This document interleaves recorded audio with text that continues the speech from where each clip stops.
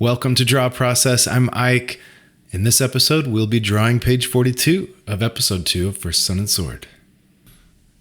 This video is coming out a little later in the day than usual because it's been a very busy weekend for me. I got to do some live art at a concert here in town with some other great artists. I'm sure we'll be sharing some of that from Clever Kaiju. That's the art collective that I'm a part of that did that. And then today, another event with Clever Kaiju, we are drawing a large mashup fantasy piece. Lots of different artists kind of even trading off at times. So, check that out there if you're interested. I might share some of it from my own Facebook, but if you're not aware, I do not post very often to anything. Other than these videos, which come out every week. So, good things, lots of socializing as well. A little bit of kind of drains you in a way, but recharges you in a way with some inspiration.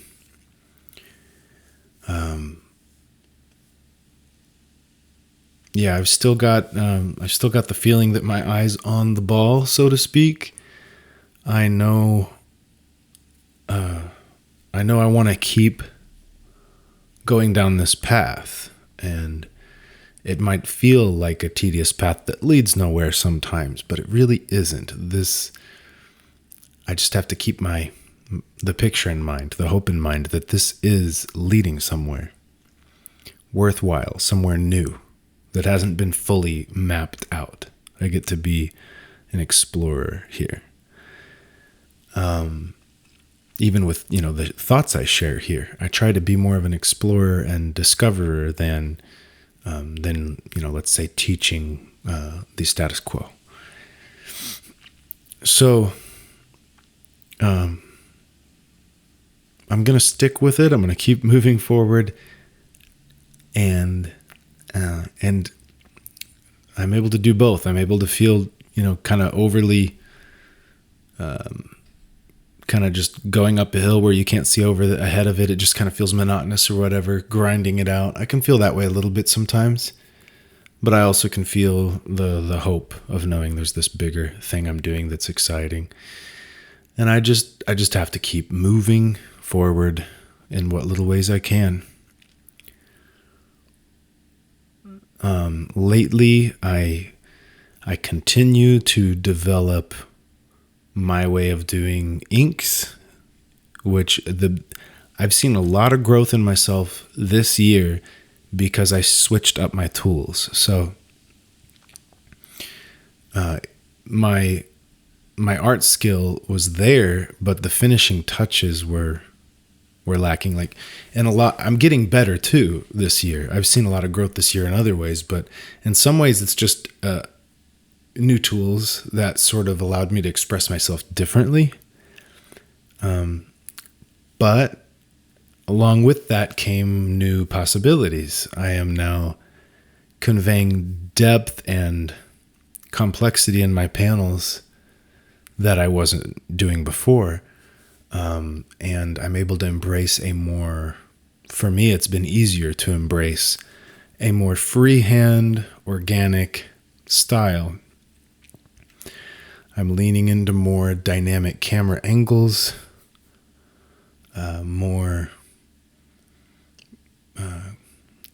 by feeling free to move the camera around or move the composition around as I need, I'm able to create a better sense of flow through the page, very, very organically with ease. So I see that benefit, and I'm continuing to loosen up, even though the pages may take a little longer lately because there's more detail and care than I used to put into these things. I'm moving towards even more of just a simple cartoon, a fast way of completing the work. And I'm going to continue on that path because I want to finish books. So if I'm drawing one page a week, that's only 52 pages a year. This book is at least 80 pages. So it's going to take a long time to finish even this one story, and I want to do a lot of this story. So I have to think about what do I value here. Talking with another artist, over the weekend, he wants to figure out how to get a faster style, to get these stories out more quickly, but he's such a talented artist. It's really hard for him to back off of he's done a lot of work in illustration. It's hard to back off of that.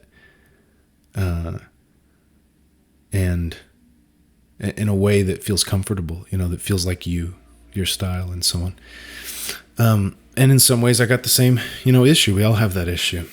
How do I do that? And I'm working on it. I want to spit out even more, even faster. And I don't know what needs to go. When it comes to like, maybe the colors could be done even simpler. I don't know. But I like how I added the complexity lately to that. I'm not quite sure. But I do not want to sacrifice the physicality, the expressiveness, the detail in a way, in the sense of kind of by conveying more of the structure of the people there and the anatomy, you're bringing it to life more. It's more expressive. It's more detailed, but not necessarily detail. It's just the lines mean they're communicating more about the structure and build. I don't want to give that up either, because that's what I did when I first started First Sun and Sword. I was drawing things extra simple because I was trying to move towards moving quicker. And so one of the things you'll see, when you see, let's say, looking back through these draw process videos, you'll see it looks like I'm improving a lot, but part of that is I'm taking longer. I'm changing that, and I'm trying to, find that way, that balance between the two. I really like how I did this composition. It'll make more sense as I ink it, but we have these three soldiers, and their heads, their spears, their shields, they're all kind of lined up, bringing you toward the next panel. And then one guy's face is showing, only one guy's full head, and he's got an extreme expression there. And I'll get back into that later when it's back on the screen. Okay. When it comes to these compositions, right, I've got the street this is a corner where two streets cross with the well in the center and a circular stone area around it. I could choose whatever angle. This angle is intentional, okay? Because the action is, the main thing is right in the middle of this panel. And then there's components to the right and to the left. Sun being to the left, there's soldiers to the right, and then the man that was just stabbed is going to be in the middle with sword, where sword had stabbed him. Those figures are they're positioned precisely, and then I have to build the background around them. But if you imagine them being the central point, and if you had a camera and you were walking around that center, then you could move to the left or the right and the background would change. So that's what I'm doing in my head. I'm imagining, how can I pivot this to get the best composition? So we can see down the street behind Sun here, but not directly down the street. It's going off to the left, because I don't want any more. I wanted to flatten that out and not have a whole nother plane of depth as things disappeared off. And I also wanted to line it up where the building on the left comes down kind of into Sun. It's sort of touching his arm there, his left arm. And then I wanted the other side of the street, its building, to come down next to the soldiers. So it's framing in what's in between it, which is sword and the collapsed man. And that's the most important thing. I mean, it's the first thing I want you to see because we just saw the man getting stabbed. So we're going to see the establishing shot, the consequences of that, the full view, give you the full information, the payoff. So I've framed it in with the buildings.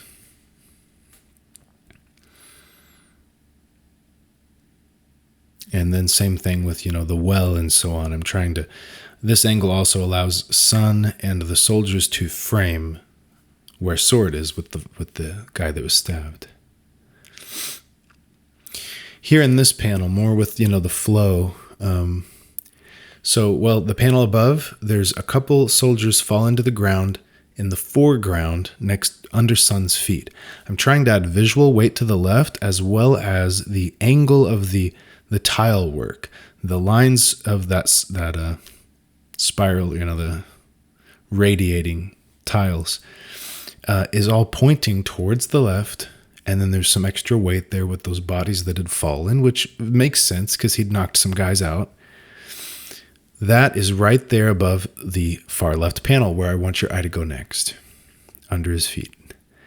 Down in this panel, I've got the open empty space to the upper left, and I've got his face there, but it's more to the right. So in the past, perhaps, I would have just centered him up in that panel. I would have just had his head in the center, maybe the same stance. But I've pushed him to the right of this panel to help the composition push you to the right, to continue along through the panels. An open negative space to the left. Your eye will either go there or to his face, but you're not really going to bother looking down at under his right hand, down by his legs, or up in that negative space beside his head. I'm kind of adding the weight to the right, pushing you to the right. This is, the flow. These are things that I've been doing a lot more of these days than I used to do. I'm getting better at that, I feel. Even, this next panel, this angle with these two soldiers, it is also directional towards the close-up on sun. Very expressive face, quite a big close-up for me. I've also gotten better at, it kind of relates to what I did on the left panel there. Here, throwing in backgrounds, just throwing in buildings and backgrounds as needed that work with the composition. So there's that. I did mess up that negative space, but there's still it's still going to work, and I'm not going to get into that. But letting characters be cropped by panel borders or pushed off center, especially that last panel where Sun's head fills the panel, the hair goes beyond the panel borders. To be able to push the envelope there, to have a wider dynamic range is going to allow you to have more skill. It's kind of like if you can sing in a very wide range from low to high, then you're going to have much wider expression. If you can sing soft and loud, and low and high, you're going to have a very wide expression and be able to hit notes and, communicate dynamically, change mood more than maybe someone that can't. It's this free expression idea. So I'm getting a broader and broader range of my ability with that. And the camera angles are getting a little more dynamic than they used to be. And part of that's because I've moved away from trying to simplify it. When I tried too hard to keep it simple, then I might also go for the simplest shot of these guys that keeps it easy to draw. So as I simplify, as I speed up, I do not want to sacrifice at all on the dynamics, the flow, the expressiveness. I can't sacrifice on that. I could sacrifice on detail, number of lines, where the detail is. Maybe there's a lot stronger amount of detail at a focal point in the panel, and the rest starts to kind of fade away more. Maybe there's something like that I can do, but definitely do not want to compromise on composition.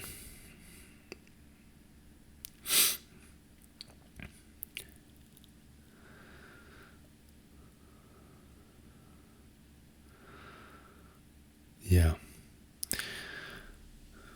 I'm definitely getting more into penciling loosely and then going with the ink. So you'll see even here, I had to ink in this spear that's in the foreground in front of the middle character. I have to ink in the spear first and then go back and ink him and kind of jump around quite a bit in the drawing.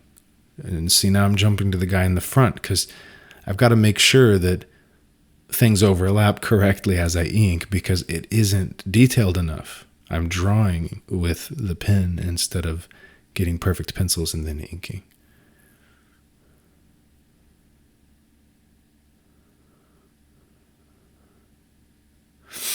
When I add in the shadows on the figures, I'm thinking in terms of visual weight.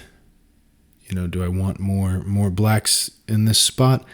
I keep that in mind when it comes to the visual planes, like the depth of field. There's going to be more contrast, which would mean more black, but also more light colors or white in the foreground. Probably more detail, but not necessarily, because that depends on where your focus is. Even with cameras, you could things too close to the camera can be out of focus depending on the lens and setup. But this is also true if you don't even think in terms of cameras. You're going to create your focal point and add more detail there. So I'm trying to add more blacks and more whites in the foreground figure and more detail.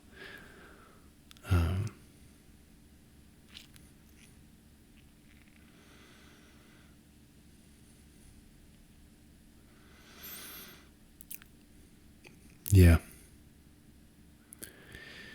And yeah, it sure feels good to get to this point. I'm always getting better and trying to get better, and I know I've got more to learn and more, skill to gain. But when I first started drawing comics, I know that this is what I was dreaming of. Not necessarily, I didn't know it would look like this, let's say, but I was dreaming of being able to just draw the comic and without a lot of pain. And I'm getting there. It took some pain along the way, but it's always a lesson. There's always a lesson to it. And so I'm always letting my style change even in the middle of a book because I don't like pain. I don't want to increase my pain for no reason. Like if I learn the lesson, I'm going to apply it immediately and not just keep suffering with it.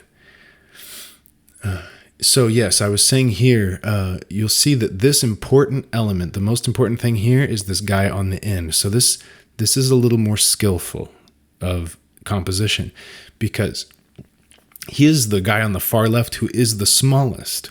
He's the one we're looking at least in that first panel, even though he's the first one we might look at. And then in this panel, he becomes the most important, but he's not the largest. He's kind of small in the panel. But I have framed his face in. His face is like very expressive. His head is fully in the frame. The other guys are not. This, you're definitely going to look at this face. It's going to stand out. And you'll know he's the guy on the end. We just saw that. Now, I could have done a full establishing shot in that first panel, but I don't want you to see Sword. I don't want you to see how Sword reached over and stabbed him. I want that to be a surprise. So I left it out of frame. And then, zoom in a bit, show the guy's face. The spears there frame him in, his head. So you look there, you follow down between the spears to this cut-in panel, which shows the sword in his gut, in between his ribs or under them. And then that immediately will trail into, backgroundless, borderless insert. I don't know what to call this. I forget what these are called. This panel with sword. So his sword he's very large here. The most important thing is the sword and his hand.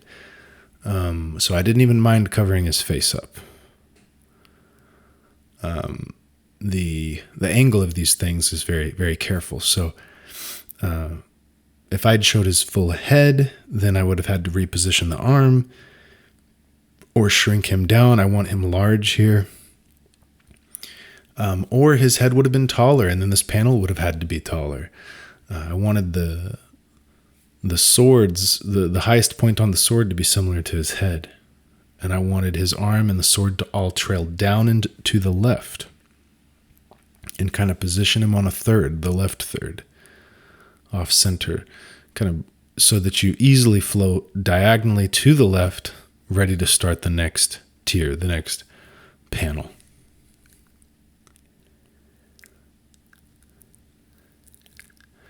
When I sketch it in, you saw that very quickly. You may have to slow it down if you really want to see it more carefully, but it's very loose lines, gestures that show how things are moving through here. So I get that figured out, and then I build everything else based on what I know about anatomy and so on, and just build it all in.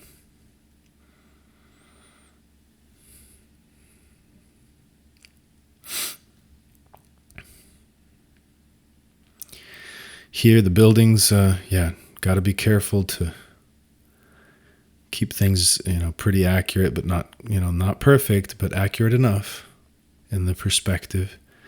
As I ink, adding a little more detail as we get closer forwards.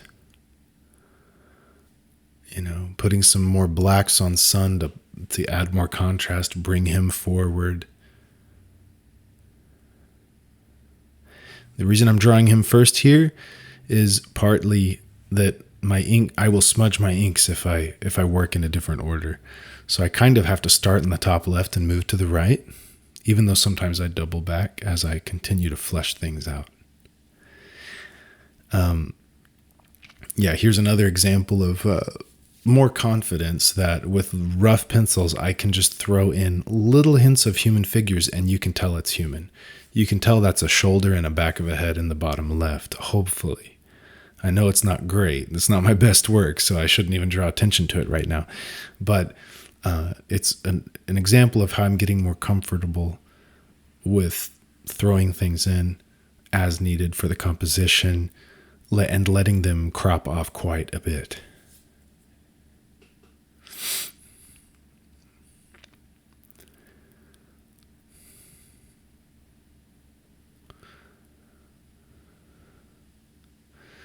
The physical acting of the characters is so important to me. I think it's partly because it's static images, so it really helps bring it to life if the characters are expressive. So the way this guy's crumpled over, holding himself, that's very expressive. It's capturing how he feels, right? And sword, the way he's twisted his torso, he's leaned over, he's holding that sword. It tells you something about him. He's not moving very quickly. He's holding himself up with his hand on the ground, he's not a very defensive position. You can tell that he's not with it very well. He's not protecting himself. Versus Sun and these soldiers who are in much better stances for combat.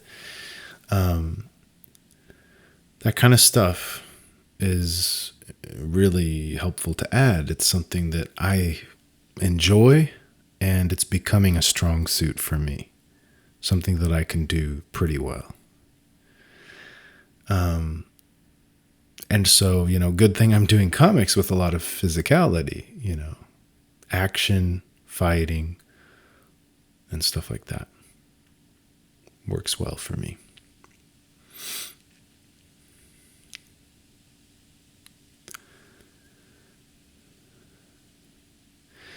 The quality in the video may drop down just a little bit here because I accidentally recorded it in a different setting, so not quite as high resolution.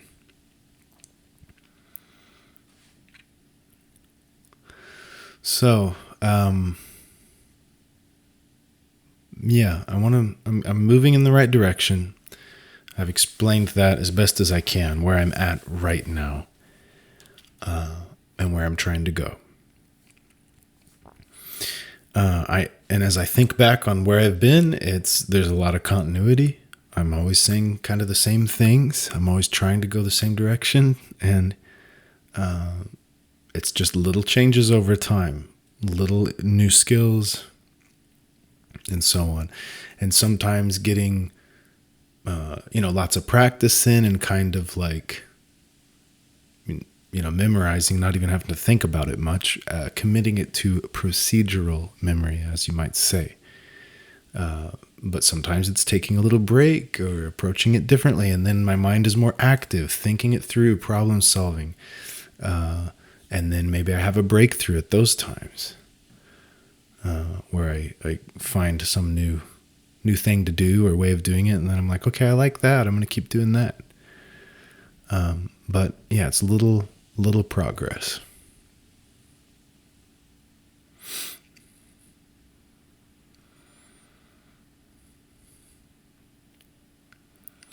And on we go.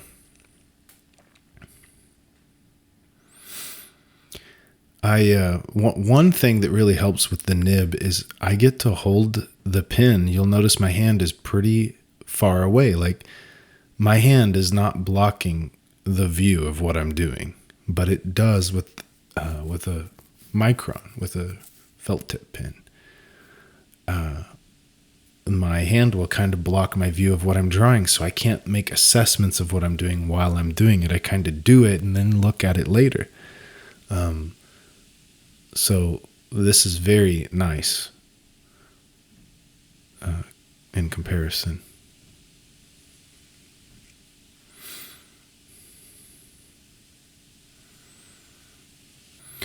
One thing about my style, when I call it more cartooning, one way of putting that is that the shadows that I apply, the lines that convey shadow and form, are not strictly following rules of like the light of the environment, and they're not varying as much as the lighting changes, like a character's facing the light or turning away from the light. I do a little bit of that still, but not as much. It's the shadows are to convey depth, foreground, background, form, midtones, so to speak.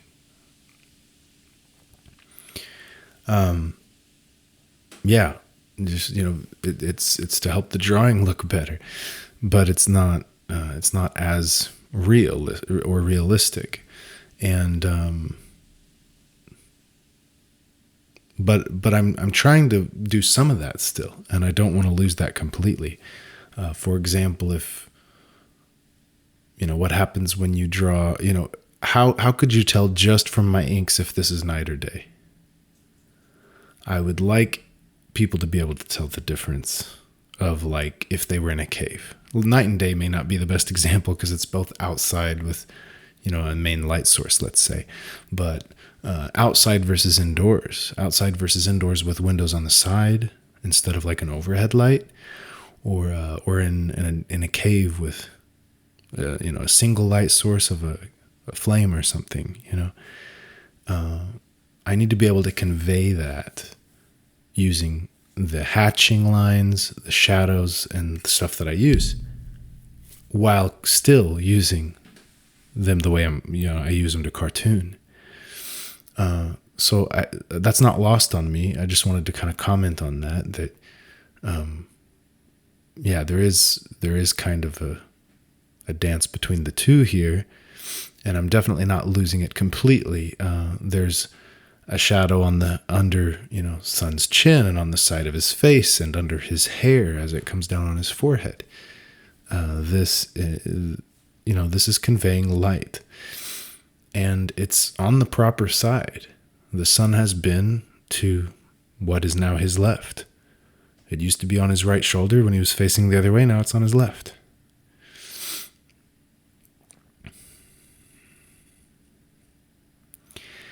The pencils tend to be rather expressive, and sometimes it captures a really nice expression, especially on a face, that is hard to capture once I ink it. Once I do it again, can I capture that as well?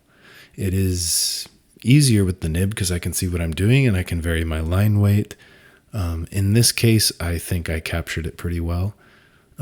Some of that might be that it's large. I have plenty of room to make more lines in the inks.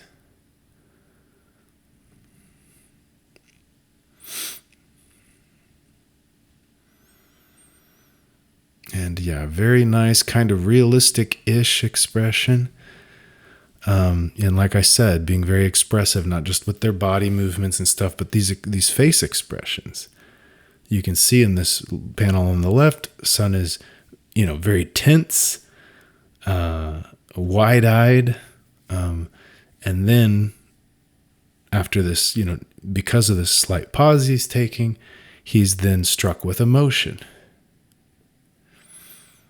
So there's this anger, and sadness at the same time, kind of like a hurt, child that's also mad at you, very emotional.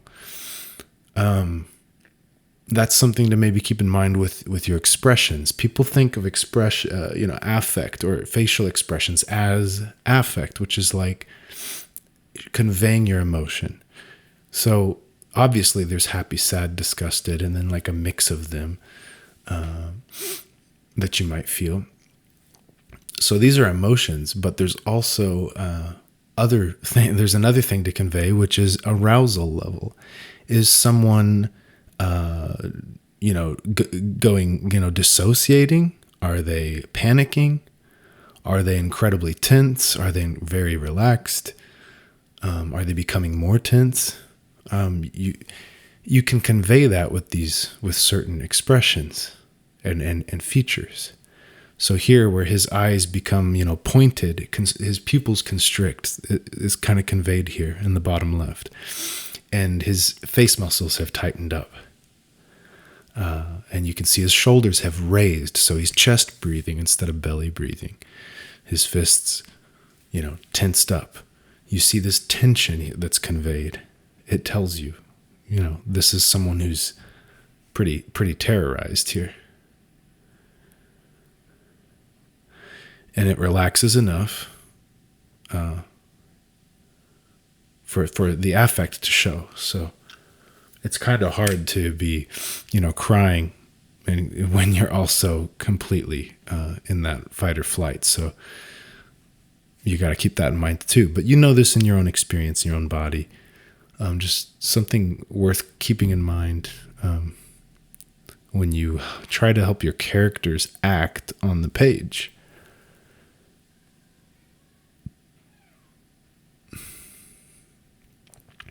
Here I'm going through and I'm adding quite a bit of black. I'm trying to continue to add some heavy blacks because it's more balanced that way, but it's also something I tend to do. It goes with my style and it goes with earlier pages more to keep adding more black. And it means I can do less of that in the color. I don't have to worry about using color to convey so many values to give it more balance. I do it in the inks. And here is the finished page. That was really fast, but you could see, how that looked finished, that flow in those first panels, and how the expression turned out, how I did the tears. It's just lightened skin tone. And the shadow, the light and shadow, which is just a really simple color pass. A layer for light and a layer for shadow color. And I don't use black for shadow. I use a cool, like a blue. If I just use straight black, it's just going to muddy the colors that are there and not look as good. So that is it. We made it. Another one down and another step closer to finishing the story and becoming the artist I can become.